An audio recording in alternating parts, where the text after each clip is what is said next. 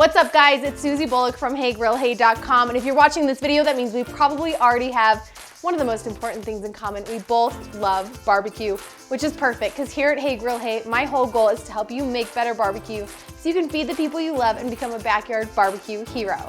Today, I'm gonna show you how to make my jalapeno popper mac and cheese.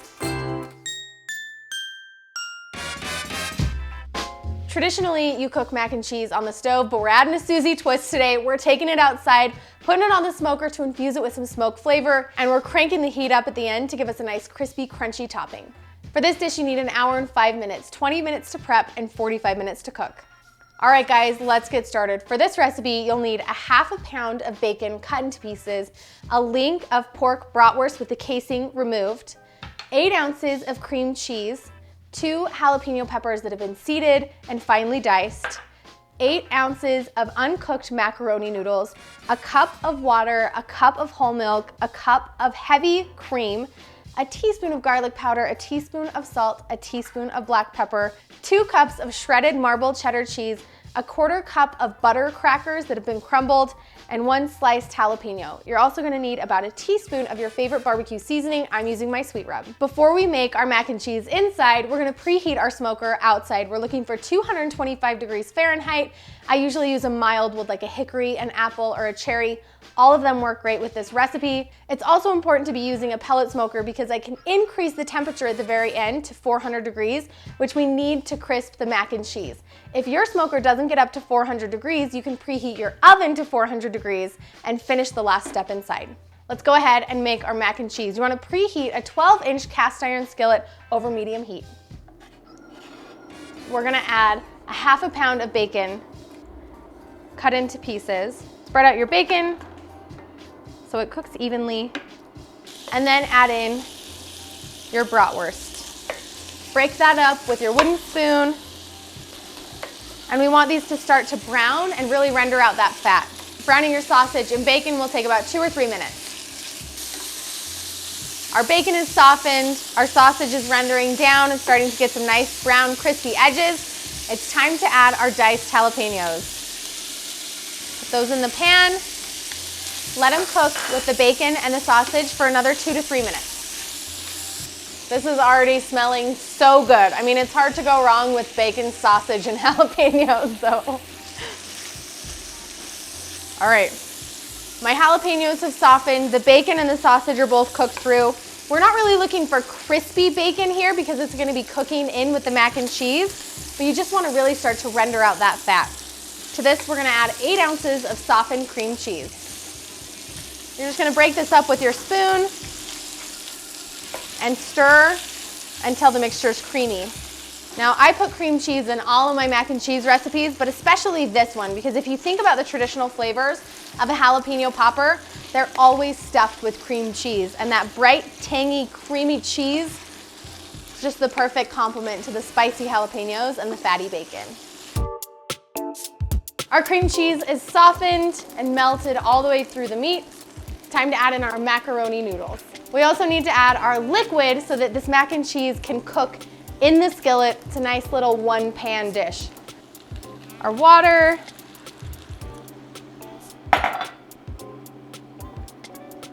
Our whole milk.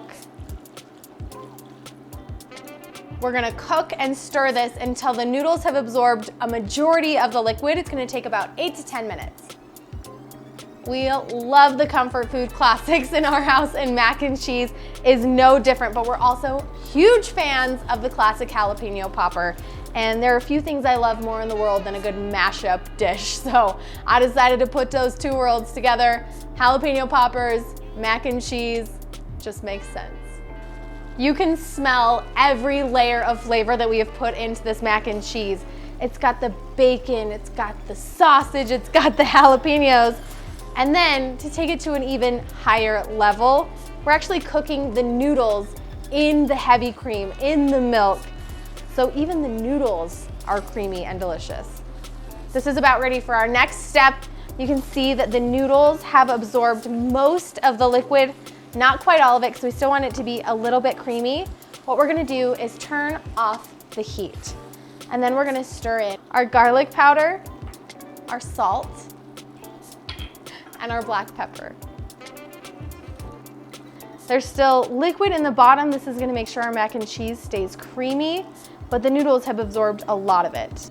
Then we need to add in our shredded marbled cheddar cheese. Just incorporate all of that shredded cheese into our noodle mixture. This is one of those dishes that's worth the arm workout. Maybe you feel a little bit better about eating it after you're done too. We stirred in our cheese, smooth the top of your noodles, and then we're gonna sprinkle with just a little bit of that sweet rub seasoning.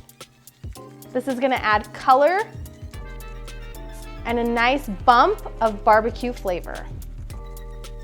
Now, last but not least is that crunchy crumb topping. We're gonna be using crumbled up butter crackers. This smells so good. Then we place our jalapeno slices. This might look done, and it almost is, but we need to take it out to the smoker, give it that smoky barbecue kick. We're gonna have it on the grill for 30 minutes. Grill's preheated to 225 degrees. We're gonna get our mac and cheese directly on the grill grates in our skillet. Close the lid and let this smoke for 30 minutes. Mac and cheese has been smoking for 30 minutes. We're gonna take a quick peek. It's coming along beautifully. You can start to see the smoky color on the top.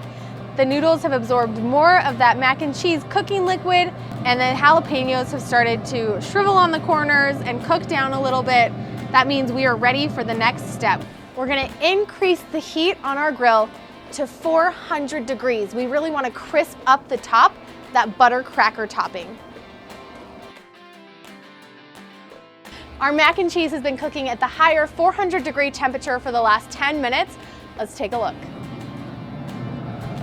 It is perfect. Those butter crackers are nice and golden brown. That means we're gonna have a super crispy, crunchy texture right on the top. Todd is inside putting the kids in bed right now. I'm gonna bring this in the house, and then the adults get to eat their mac and cheese.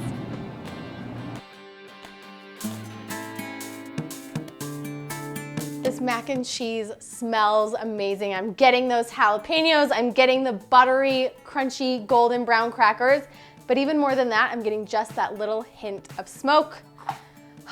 I'm real excited to eat this one. Oh, I don't think there's anything more attractive than a cheese pull when it comes to mac and cheese. Hey, kids in bed? Yeah. Good, because I made grown-up mac and cheese. What? Yeah, jalapeno popper mac and cheese. This makes me beyond happy. That was so good. Cheers.